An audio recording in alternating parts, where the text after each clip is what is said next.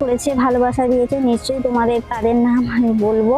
তো আস্তে আস্তে ভিডিওটা শুরু থেকে শেষ পর্যন্ত তোমরা দেখতে থাকো, সাথে অনেকেই আছে, অনেককেই তোমরা দেখতে পাবে। আর ভিডিওটা যদি তোমাদের ভালো লেগে থাকে অবশ্যই ভিডিওটা শেয়ার করবে আর লাইক কমেন্ট দিয়ে আমার পাশে থাকবে অবশ্যই কিন্তু।